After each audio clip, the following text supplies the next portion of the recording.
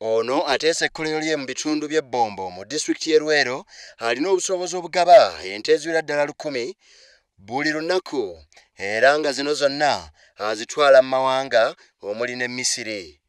Ono nno alina n'olukusa olusuubula ente okuviira ddala mu balunzi mu byalo ku bbeeyi ye gy'awulira nga gy'asobola okusasula. Kino kitegeeza nti abadde basuubula ente okuva mu balunzi kaakano tebalina mukisa kubanga ono agenda kuteekawo enkolagana butereevu n'abalunzi ekiyinza okulinnyisa ebbeeyi ey'ente n'ebisolo byonna. Kino kiba kigenda kuleetawo ebbula mu lufula z'omu Gwanga era nga n'okulinnyisa ebisale eby'ennyama wonna. Eggwanga Uganda we tuli twolekedde akatyabaga k'ebbula ly'ennyama kubanga wano we tuli ku lufula ey'omwami ono mu Misiri aluubirira okusala ente 1,000 buli lunaku ng'azitwala waabwe n'embuzi 5 era nazo ng'azitwala waabwe. Jjukira nti Kampala n'emiriraano tulya ente 1,200. So ono bw'atandika okusala ennyama nga tejja kudda mu maketi yaffe wajja kubeerawo obuzibu bw'ebbula ly'ennyama.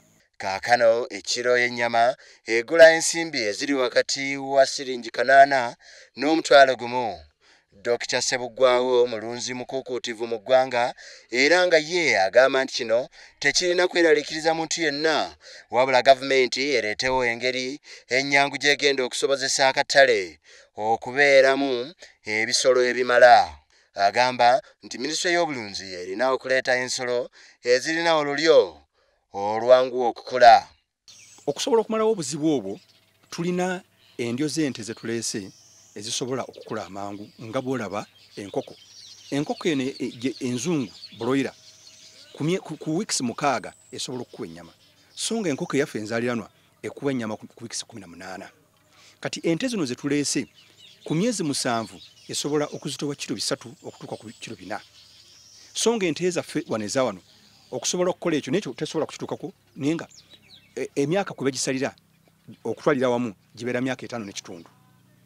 Omuntu n'alunda ente n'ezaala ennyana n'eva ku mabeere nedda ku ssubi n'ezaala endala nayo nedda ku ssubi. Kati bw'ezaala ey'okusatu bw'eweza emyezi 9 otunda eri.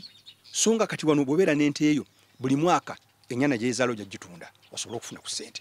Musiga nsimbi ono asuubira okutandika emirimu gye mu bbanga lya mwezi gumu gwokka. Amaze okuteekawo ekkolero lye ebbombo okumpi n'ekibuga Kampala naye nga era asuubirwa okuzimba amakolero amalala mangi mu bitundu eby'enjawulo wonna mu ggwanga.